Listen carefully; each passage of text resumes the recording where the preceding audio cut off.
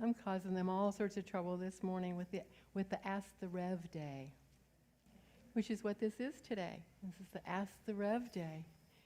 And so you received in your spotlight today some index cards, and that's an opportunity to write down questions that you'd like to ask about unity or unity of the keys.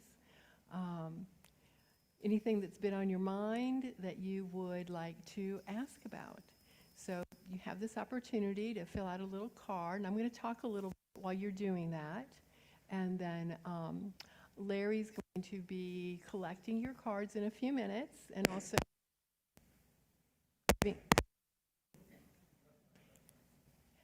giving you some information about something I'm going to be discussing.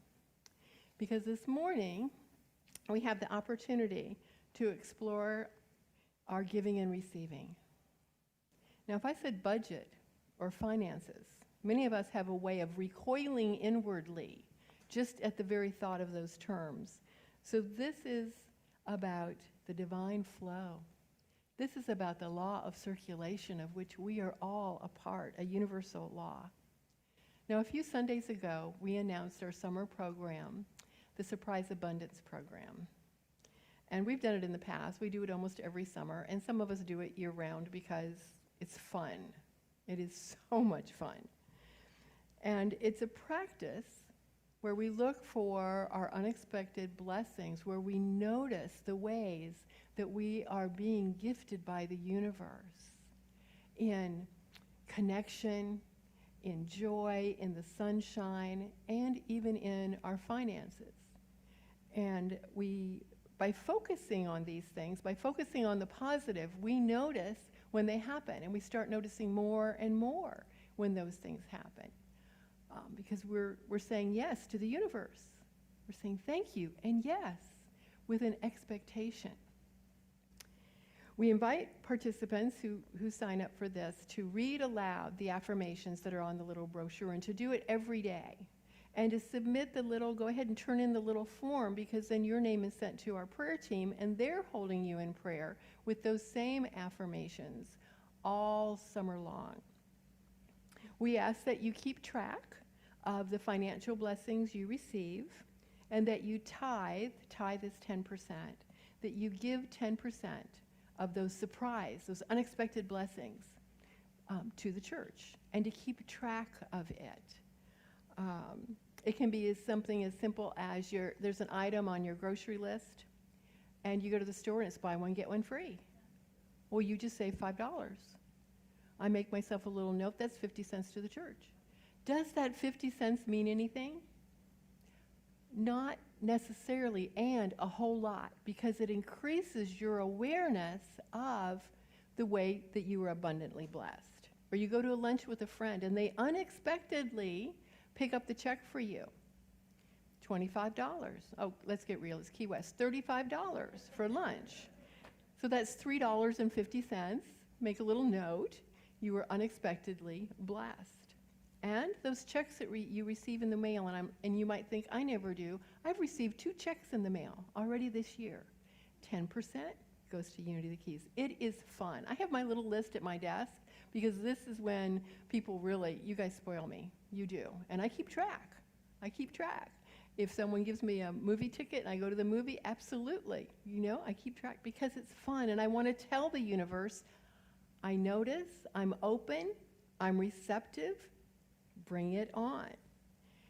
So when you write your check, whatever you usually do, and I'm old-fashioned, I write checks, or if you do it online, whatever you do, or in the envelope, note how much you are designating toward how much is surprise abundance. So we like to keep track so that we can report back to you how much everyone has realized, how much everyone has been gifted. So we have these wonderful surprise abundance brochures. Larry's going to make sure everyone has one, and he's going to go around the room now and pick up your cards of the questions that you have for us, for me this morning. And I guess I'll keep talking while we do this. Okay, Larry, thank you. Yeah. And if you need more index cards, he's got those too. Yeah, if you've got more questions than 2.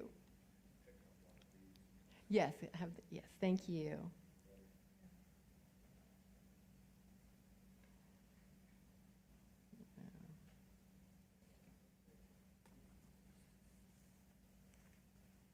Okay, while he's doing that, I'll announce one other little piece I have here, and that is our quarterly statement for January through March is posted.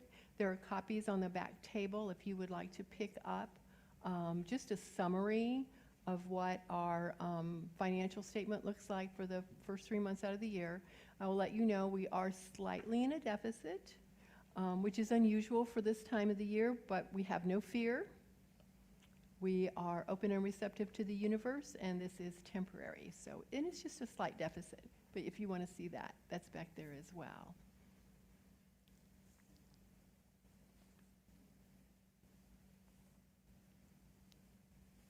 You got them for me. Thank you. All right. I was telling someone yesterday. This was a challenge for me. I'm a very organized person. I plan things ahead. I rehearse my talk. I make sure it's not too long, and it always is. And I have to cut things out, and so to be on the fly like this is challenging, and that's good. We all need to stretch. We all need to stretch. If unity is a Christian-based, how can it be a non-denominational? This is an interesting question. Because we are, in essence, a denomination. We are a Christian. Our culture, we say we're culturally Christian, and we're spiritually inclusive. Now, there are Christians who wouldn't consider us Christians, and that's okay. We are culturally Christian because that's our history, and we study, and we hopefully learn about the teachings of Jesus the Christ that we see as our elder brother and way shower. I also present things from the Buddha.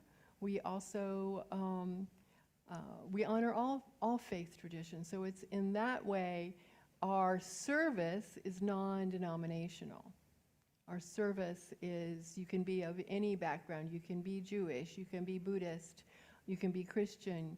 I know Catholic is Christian, but they often like to be carved out as well. You can be Sufi, you can be whatever, and you'll find inspiration here, because truth teachings are truth teachings. They are not limited. They are not limited. Oops. Oh, I'm going to say, I don't know, this is a tough one. Okay, this is a tough one. You might not like my answer. Do you believe Jesus Christ died and was risen from the dead for your sins? No. For my sins? No. I don't believe we're born sinners. I believe we're born blessed. This whole idea of sin is something that was adopted much later by the church. Do I believe that he died? Yes, that's a proven fact. Do I believe he arose from the dead? Something happened. I don't know what that something was, but they crucified Jesus, which was exactly how they treated heretics at the time.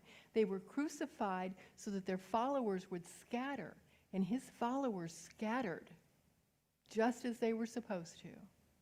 But something brought them back together, and I don't know what that something was.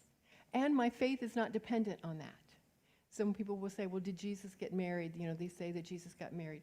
My faith is not dependent on whether Jesus was married or single. My faith is not dependent on whether he arose or didn't from the tomb after 3 days. My faith is more of a first century Christian following his teachings. That's my intention. That's where I am. And you can have a different belief. It's because that's where I am. And I can tell you, this question comes up within Unity. You're going to find 10 Unity ministers, and they're going to give you 10 different answers. This is simply my personal answer to you, whoever wrote that down. Please expand on the concept of sin in Unity. The word sin means missing the mark. It's an archery term. And that's how we look at sin. that we made a mistake. When we know better, we'll do better. It's not something that now we have inked indelibly on our heart in red marker that we're a sinner and we have to atone for that. We have to do something to make up for that. That we simply made a mistake, made a decision that wasn't in our highest good. And how many of us have not done that? I can't put up my hand for that one. Yeah. And this is one of the same question. Was he crucified for our sins? I don't believe that. What do I do when it doesn't seem like my prayers are being answered?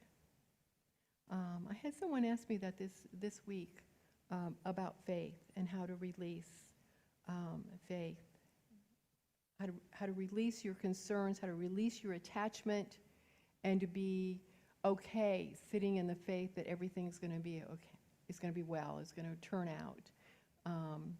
And then sometimes it doesn't seem to.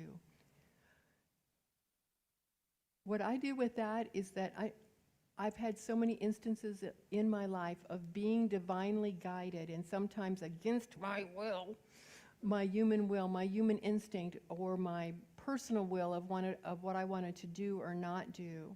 And I followed the guidance, and it was absolutely the right thing. I have had enough of that in my life that I believe. I believe. If my prayer's not answered now, maybe the divine timing. Maybe my prayer is not for my highest good. Maybe my prayer isn't for the other person's highest good. And so I can sit with that. Do I get frustrated sometimes? Yes. Do I cry sometimes? You guys know me. I cry all the time.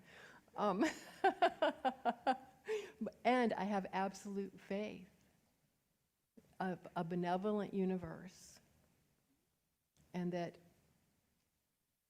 I am not alone in this. That I am not alone in this. Do you think the community around us would respect you better, or adult programs that would involve our do you think the community around us would respond to you better, or adult programs that would involve our church community? Life after school programs, learning centers, that sort of thing. I don't know. That's a good question. If the community around us would be more responsive to us. Some of the things that have happened recently that you might not be aware of is Kevin Beatty has taken this on. I can say this because he's not here. He has taken this on. He and Robin is kind of his personal project.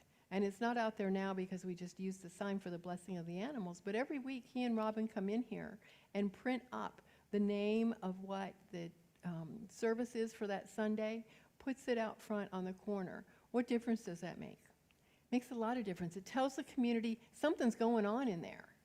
Something's happening. Oh, look, they're doing an animal blessing. This, I think we're putting up the Wicked poster soon. They know things are happening. Would they respond to us if we had some adult programs? I don't know. So whoever asked that question, please see me later so I can hear more about what you might be thinking about. Oops. Oh, that was a trick. That was a blank one. Oh, you guys are... There we go. Oh, thank you for all you do. What you do matters. Thank you. Thank you. What you do matters. What you do matters too. What do you say when people say, oh, unity? You mean Unitarian. I've been dealing with that all my unity life. Because Unitarian, universal, which one comes first? Unitarian Universalists, they combined. They are, in many communities, much larger than Unity is. It's more well-known. And you can, what I say is I try not to describe them because that's up to them to describe, and I don't want to describe them incorrectly. But I'll usually say something to the effect of, we are actually Christian, and we are culturally Christian and spiritually inclusive. And just kind of leave it at that. Next week, we're actually going to, my talk is, I'm going to show you the New Thought family tree and how we came to be, as well as the other new thoughts. And you'll see Unitarian over here with a straight line. It'll give you some idea, because these things, this awakening in the United States came about in the same time. We're all one. So when there's an awakening here, there's an awakening here. And it'll be interesting for you to see that. Thank you for your questions. Thank you. And so today I'm also announcing a second opportunity for this divine law of circulation, the universal law of giving and receiving. You've got your spiritual abundance brochures. When we put together our budget this year, we included an item called Adopt a Month. And this was a brilliant idea, I thought, suggested by one of our members. I see right there. Since our summer months, you Unity folks like to get away. I understand it, absolutely. And so what happens during our summer months is our attendance is a little bit lower, and if you're not signed up to be an automatic angel giver, our income is also less. But our electric bill is higher, and our insurance bill is the same, and we still have expenses. And so this idea was to ask the congregation if there was anyone or group of people who would like to adopt a month over our summer months. And the concept is that above what you normally give to the church, you'd give an additional $2,000 to cover what is hard for us to cover over the summer months. Now you might be thinking, didn't we just pay off the mortgage? Okay, so let me explain that. Another line item on our budget was called income from the CFFK Legacy Program. And we put in there that we were going to receive $12,500. And this is where I come to you with a mea culpa. Because early on with the information that was provided and even the first workshop that was given, our understanding was that signing up for the CFFK Legacy Program, meaning we left in our will or our insurance policy or our 401k or wherever $25,000 to the church, they had a special fund where they would give you $2,500 now, and we had a couple people do that. But since then, we've learned that that's not exactly how it works. The $25,000 goes to the CFFK, not to the church. We are named as a beneficiary, and we would receive interest each year, approximately $1,000. So it would take us 25 years to receive what we thought we were going to receive upon someone's passing that did this for us. Now, I have it on very good, trustworthy information that the CFFK is actually looking at some alternative programs as well. So what paying off our mortgage did was take care of that line item of the $12,500 because we had 4 people already saying, yes, I'm going to do it. So we only needed 2 more. Okay, so now let's go back to the Adopt a Month with the $2,000. So this will help us carry through May, June, July, and August. So our Board of Trustees, who had their meeting last month, they voted unanimously to adopt the first month. First month is taken care of. We've had a second person step forward and say, I want to adopt a month for my birthday. That month is already taken care of. And so we actually only have 3 months available for a person or persons to adopt. And I want to tell you this too about our Board of Trustees. They are leaders in this community. They're not the only leaders. We have many leaders who make the commitment to tithe 10%. So they're already giving 10%.